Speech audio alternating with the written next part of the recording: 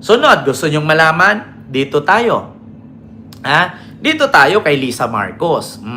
Ano yung kay Lisa, Ked? Eto na. Kung totoo man ito, disclaimer lang. Hindi ko sinabing totoo ito. At hindi ko rin sinabing hindi ito totoo. Kasi nabasa ko po ito sa isang post ng isang journalist. Alam niyo mga kababayan, sumagot na si Flam or FL Lisa. So ito po ang sagot niya mga kababayan. According dito kay Dante Maravelas, no, na isang journalist at isang vlogger. Ito po. May sabi po, ayan no, kay Dante Maravelas yan na post. Ito po ang sagot ni F. Elisa kay Amy Marcos. Ano po ang sabi? Ito po. I won't argue with you anymore. Ito po ang di umano'y sabi ni First Lady Lisa kay Amy. I won't argue with you anymore. Because after all, you're my husband's sister and I respect Mommy Imelda. Pero yung mga statement mo fake. Kasing fake ng pagmumukha mong retokada. Kita nyo yan. Kung totoo man, talaga namang sapol si Amy. Diba? Isang sagot lang, masakit. I won't argue with you anymore. Because after all, you're my husband's sister. And I respect Mommy Imelda. Pero yung mga statement mo fake. Kasing fake ng mukha mong retokada. Kita mo yan? Masakit, Ivy. Mismong si F. Elisa na. Kung totoo man.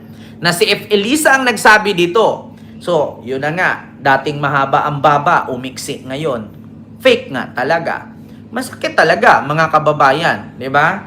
Yung statement mo, sing fake ng mukha mong retokada. Naku, pag imagine ninyo, pag nagsalita si F. Elisa, they can't afford me. I am very New York. Diba? Pursuing, entering politics, it's not on my vocabulary. Diba? Ganun yun, diba? They can't afford me. I am very New York. Kita nyo, ganun si F. Elisa magsalita. Naku, Amy.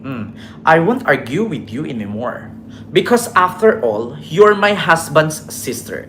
And I respect Mommy Imelda. Alam mo yun. Pero yung mga statement mo fake. Kasing fake ng mukha mong retokada. Alam nyo, sabi ni Noy, I won't argue with you anymore. Because after all, you're my husband's sister. And I respect Mommy Imelda. Pero yung statement mo, fake. Kasing fake. Ng mukha mo, retokada. Diba? Si Chris naman yun. Si Chris Aquino yun. Alam mo, Aime, sa totoo lang, Aime, I won't argue with you anymore. Because after all, totoo yan mga kababayan Tulig sa ina. pakinggan ninyo pag si F. Elisa ang magsalita. Lisa Marcos. Pag sumagot yan, mataray talaga yan. Nako, I am very New York. Boy Abonda. Di ba kung naalala ninyo mga kababayan nung in-interview siya ni Boy Abonda? To enter government, They they can't afford me, no, bro. Diba? Diba? I'm a lawyer, but to enter government, no way. They can't afford me, no, bro. Diba? They can't afford me, no, bro. Diba? And I'll fire all of them, so... Government, no, that's not my... Maraming salamat. Thank you po, Tito Juan. Thank you for doing this. Diba? Kita ninyo? Pineke at dinoktor umano ang police report. Nabasa ko rin na in the last, nung nasa law school daw po kayo, kayo daw ang pinakamaganda. Crush ng bayan sa madaling salita. Habol daw, no comment. Nakita ko yung picture nyo, yun, napadala ko yata sa inyo We're in college po. That was when my waist was 24. Kung tutuusin natin mga kababayan, kung talagang addict si F. Elisa, 'di ba? Kung talagang addict si F. Elisa, Kita mo naman siguro yung hitsura niya nung kadalagahan niya, di ba, Ma'am Eldel Balseta? Oh, kita mo naman siguro yung kadalagahan niya. At take note Senator Amy, kung i-compare lang po natin yung ikaw at si F. Elisa, parang mas may delikadesa pa yata yung tao sa'yo eh. Kasi do you think Araneta is pinanganak na ang kutsara ginto? Pero ikaw, baka nakalimutan mo anong sabi ng Dilawan. Di ba magnanakaw daw kayo? Di ba? Kung iisipin natin, ang mga Araneta, mga Ayala, wala naman siguro silang isyong pagnanakaw. Di ba? Pero, pagdating sa'yo, baka nakalimutan mo yung sigaw ng Dilawan noon na never again. Baka nakalimutan mo yung sigaw ng mga Dilawan noon na magnanakaw.